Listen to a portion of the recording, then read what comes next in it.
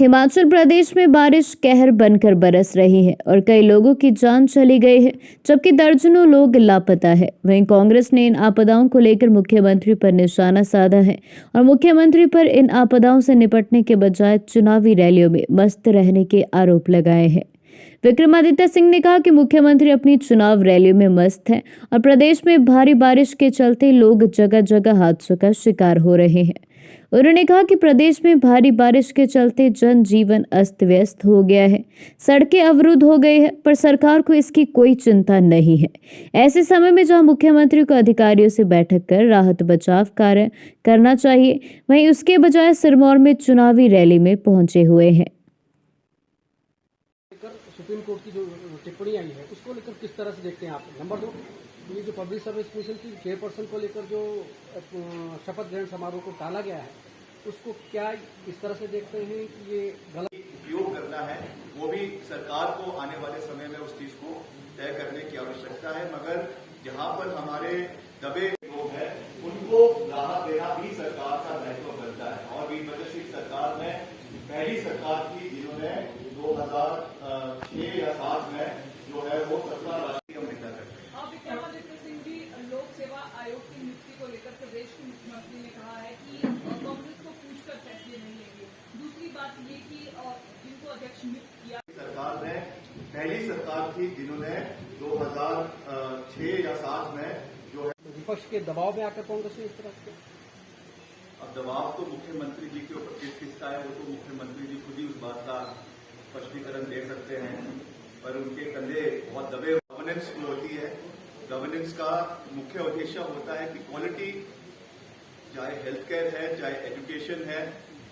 जिस तरीके से जो आजकल बारिशों का माहौल देश के अंदर और प्रदेश के अंदर बना हुआ है, जिस तरीके से जो नुकसान हो रहा है, उसमें सरकार की absolute lack of administration, will power और इच्छा शक्ति सरकार की इन जो नेचुरल क्लैमिटी से लड़ने के लिए होनी चाहिए, उसको हम पूरे तरीके से हम जो है उन्होंने उसको नज़रअंदाज कर दिया।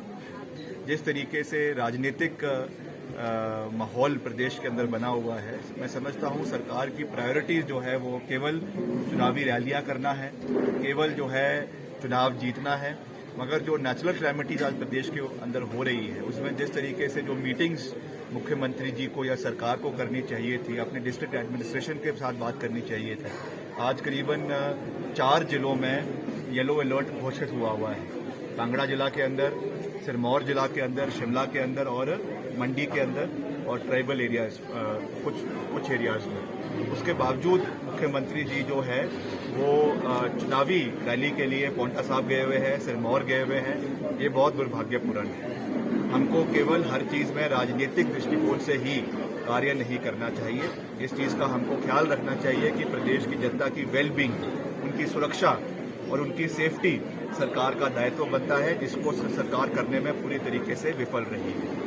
ये इस चीज को दर्शाता है, जो बात हम समय समय पर बारी बारी हमने कही कि मुख्यमंत्री जी का अपने प्रशासन के ऊपर, अपने अधिकारियों के ऊपर पकड़ नहीं है, कि ये एक कठपुतली वाली सरकार है जिसके धागे दिल्ली से, जयपुर से, नागपुर से चल रहे हैं। और इसका जीता जागता उदाहरण हमने पब्लिक सर्विस कमीशन की नियुक्ति में देखा है कि जिस तरीके से रातों रात नोटिफिकेशन होने के बावजूद जो है राजभवन से इनविटेशन कार्ड छप जाने के बावजूद जो है इसको रातों रात विड्रॉ कर दिया जाता है। ये सरकार के मुंह के ऊपर एक करारा तमाचा है और ये इस चीज को दर्शाता है कि ये सरकार जो है ये शिमला से नहीं चलती, सचिवालय से नहीं चलती, ये दिल्ली से चलती है। ये बहुत दुर्भाग्यपूर्ण है और इसीलिए इस सरकार को बदलना और महत्वपूर्ण हो जाता है। और चीजें तो हैं, भ्रष्टाचार है, बेरोजगारी है, कर्मचारी विरोधी है, बागवान विरोधी है, मगर सबसे बड़ी बात यह है कि इस सरकार की पकड़ ही नहीं है।